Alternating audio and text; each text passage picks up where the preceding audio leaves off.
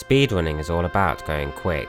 A common practice in the scene is to find faster retail versions of the game that can help to achieve this. At the time in the Tomb Raider speedrunning community, there was heightened interest in the Japanese version, because in most cases on the PlayStation, the weapons deal double damage. We are going to take a look at the history of this version and the effect it has had on Tomb Raider speedruns.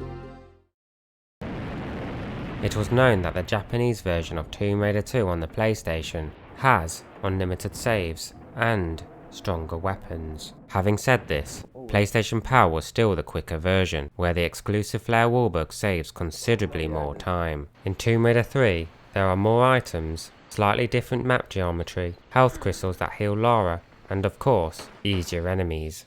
Tomb Raider 4 and 5 also have easier enemies. However, both games are slower than the other PlayStation versions. In the first level of Tomb Raider 4, Angkor Wat, you cannot skip the dialogue with Von Croy. And in Tomb Raider Chronicles, it is not possible to embed into a wall with a flare. Also in Trajan's Market, you cannot ignore Larson and place the Mars and Venus stones in order to open the door. On the Japanese version, you have to defeat him first and then kill the Hydra afterwards to place the key items. Tomb Runner, an old website that was dedicated for Tomb Raider speedruns, for as long as it was known, did not accept the Japanese version.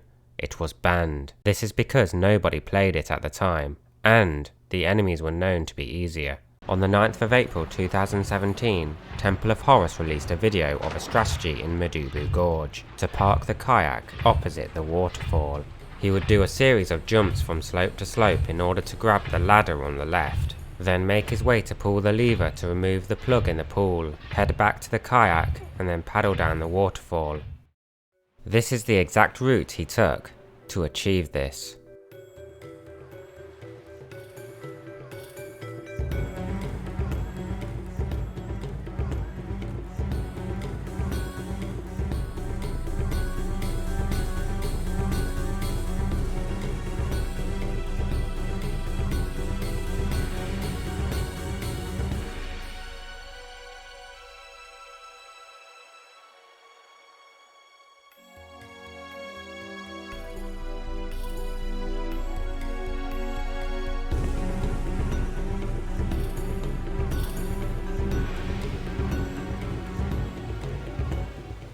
The usual parking spot following the stream on the right side was missing. Overall, he mentioned it was a 3 to 4 minute time loss compared to the other PlayStation versions. However, this finding would lead to a change. On the 18th of January 2017, Evil, the co-founder of the Tomb Runner speedrunning community, announced a day later that the Japanese version for the classic Tomb Raider games was now allowed for speedruns. It didn't make sense to keep it banned if it was slower, and other speedrunning communities widely accept faster versions of their game.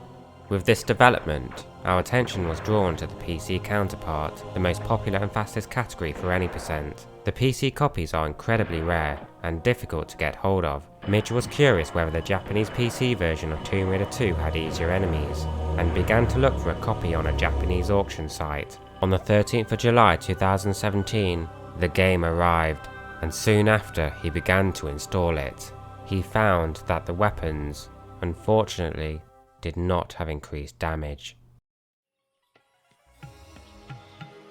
On the 26th of June 2018, Gillian out of the blue posted a video of the Japanese PC version of Tomb Raider 3, the first time on the PC where the weapons deal double damage. There were questions regarding the legitimacy of this version, however, it didn't stop runners from exploring it. Tails Gaming was the first to do a run, and he found the following differences in the any percent route. Killing the monkeys and the 2 Shivas in temple ruins is now quicker. The same goes for Tony, the boss at the end of India.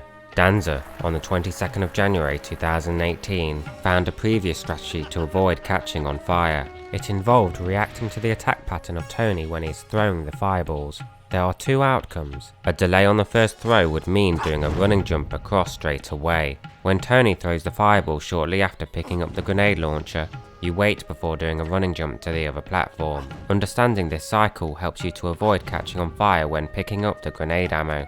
And finally, you would shoot 3 grenades to kill him. On the Japanese version, the grenade launcher is the only weapon to not deal double damage. Tails Gaming found a much safer and faster way with the increased damage of the pistols, shooting while standing just after sliding down the slope, waiting for Tony to perform the first fireball attack and then do a running jump across and grab the artifact. Most of the enemies would be easier to deal with because the Deagle kills them in one shot.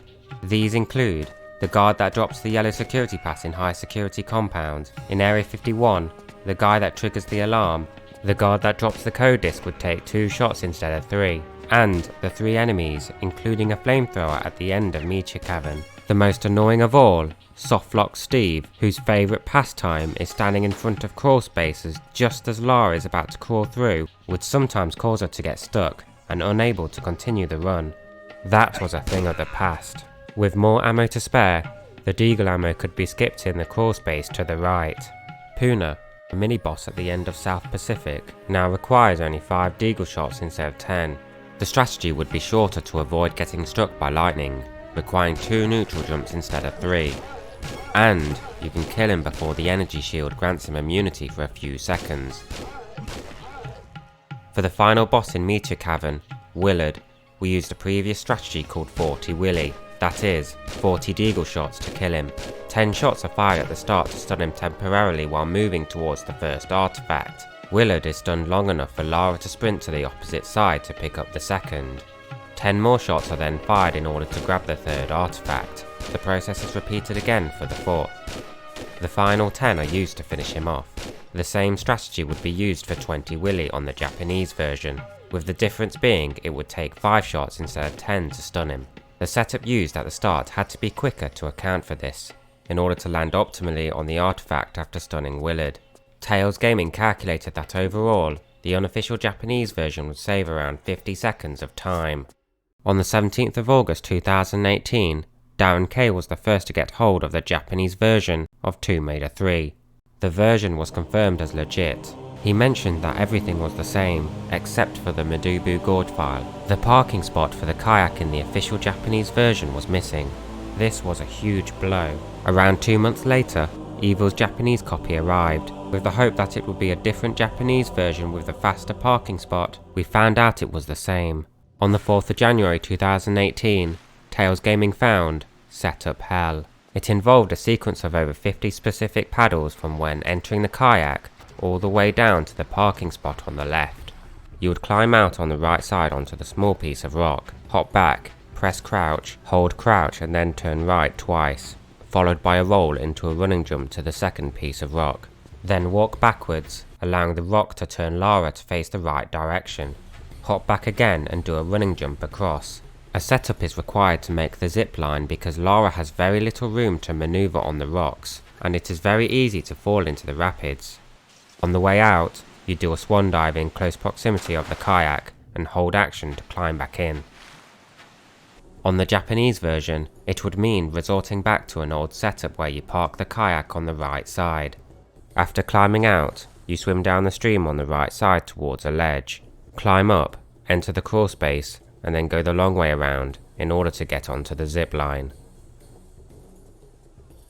You then make the same journey back through the crawl space and swim against the current towards the kayak.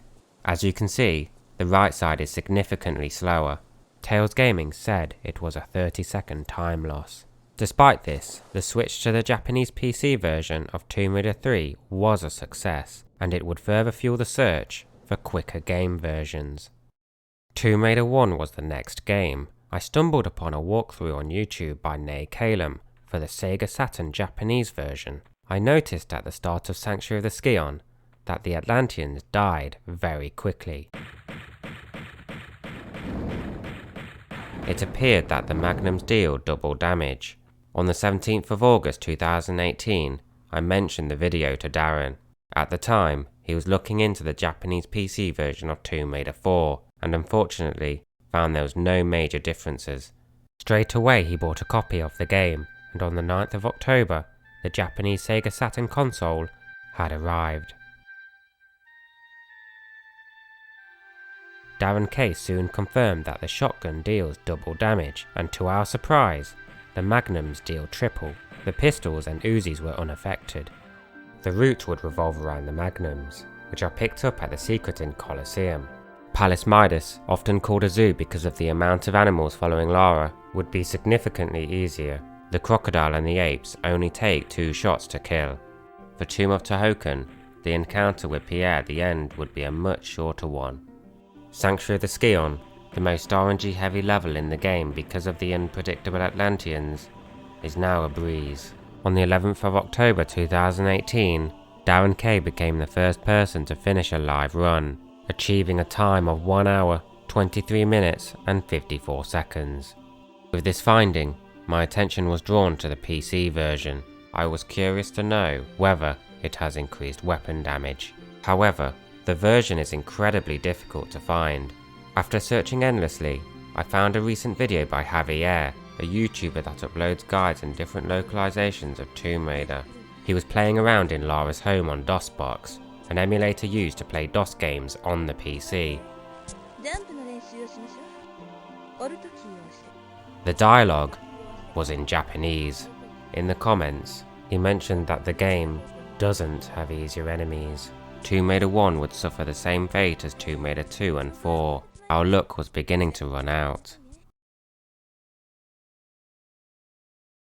Apel started a bit goal in Kadarev's Twitch channel as a joke. At the time, Kadarev was the world record holder of Angel of Darkness and the Crystal Dynamic Trilogy games. He would learn a classic game if 10,000 bits were cheered in total. The goal was achieved, and he began to run Tomb Raider 4 any percent. Then he moved on to a similar game, Tomb Raider Chronicles, the 5th game in the series. Flux was the first to get hold of the rare Japanese PC version for speedrunning purposes. Kadarev was next. It seemed there was nothing strikingly different in this version. There was no double damage, and the death screen persists for a while until you're brought back to the main menu. However, something completely unusual and unexpected happened during a live run. On the 18th of November 2018, Kadarev encountered this. Wait! Wait, yeah. What? What did that happen? What? What? Wait, where did that? What? Holy shit. What? Where? What? What? Where? How? I didn't use... What? Wait, No, I didn't use anything in between. What? Does this... Yeah, this should work, right?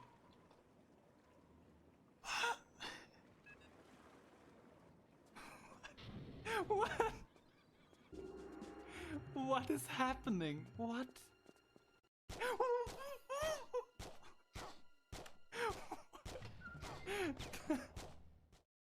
Initially, he was not sure of what was going on. He thought it was another case similar to Tomb Raider 4 where you keep unused items from the previous level. For example, he would collect the shovel parts in the Sphinx complex, and as a faster alternative to digging a hole, he would use an alt to enter underneath the Sphinx instead. Alt, which stands for Advanced Look Triggering, is when Lara's inside a wall and uses the binoculars to throw the camera towards the trigger in order to activate it. The shovel parts that were supposed to be used in the previous level can then be combined and turned into one of the keys. They tested this assumption for hours, and it was leading nowhere. Suddenly, he noticed that by pressing Z and I, which is bound to sidestep left and right respectively, the inventory would fill up with all the key items in the level. Could it be a malfunction in the game files? Kadarev needed confirmation. Flux tested it on his end. It was legit. Z had nothing to do with it. Kadarev was pressing the key out of habit. Flux discovered that pressing I gives all the key items in the level. He didn't even have to map it to anything with the default controls. The developers must have left the debug key in the Japanese retail version by accident. It all makes sense now. The I key, most likely, stands for items. To understand the magnitude of this discovery, we will take a look at the old route. In Colosseum, we use a keyhole glitch for the gemstone slot. It allows Lara to place key items without having them in the inventory. The game has 2 responses when pressing action near keyholes. Yes, for when she has the item in her inventory, and no, for when she doesn't. Picking up a flare signals yes for the game. By interrupting Lara's animation when she picks up a flare next to it, we can transfer the yes command from the flare to the keyhole, allowing us to insert the key item without even having it. Shortly after, you kill the lion and the gladiator. Then pick up the Colosseum key that drops and use it to open the door. Then a setup is used, starting from the first keyhole to reach the second, in order to perform a precise keyhole glitch which opens the left door. With the debug key, you can put the gemstone in normally, ignore the lion and the gladiator, open the first door, and then use the second key to open the next.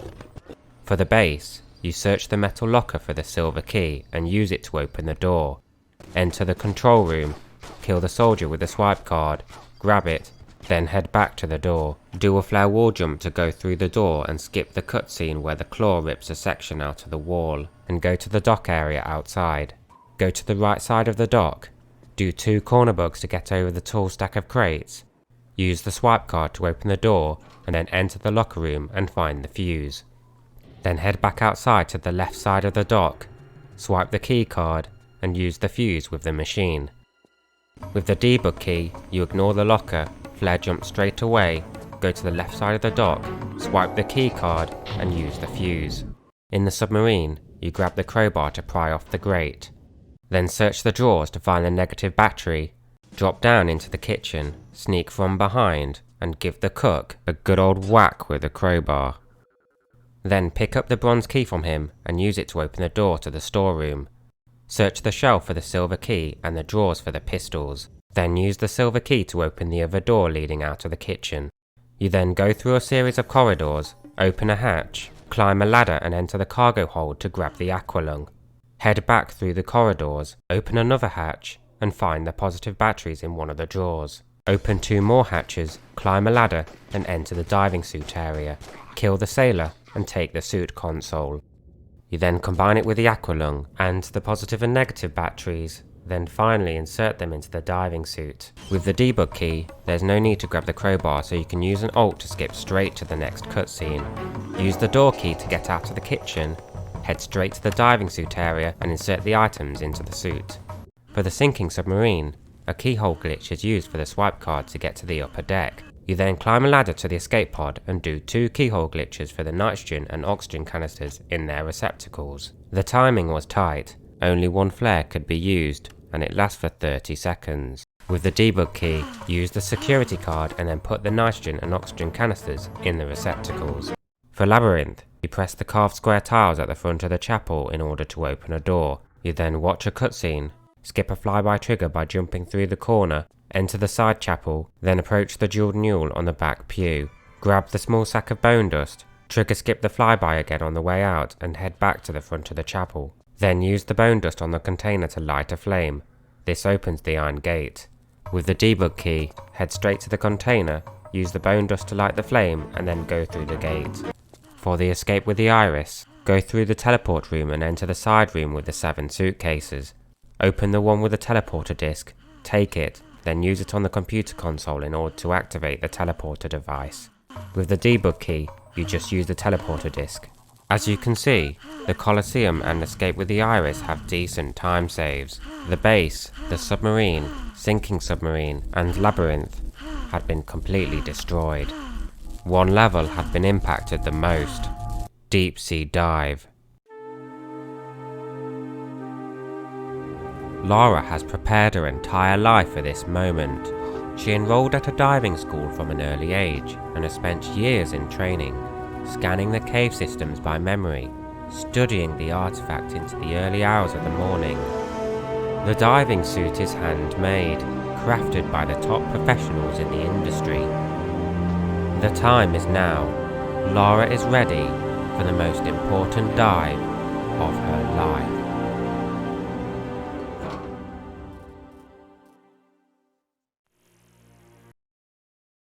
And that's the level, if you could even call it that anymore.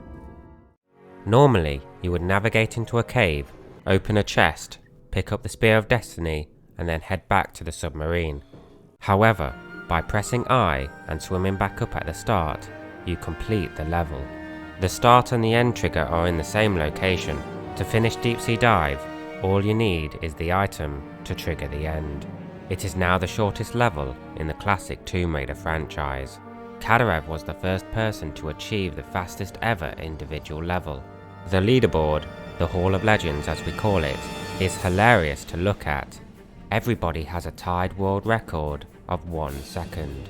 The speedrun was already a running joke in the cutscene department, often being referred to as watching a movie, popcorn %, rather than playing an actual game. Now it's even worse. Half the speedrun contains cutscenes.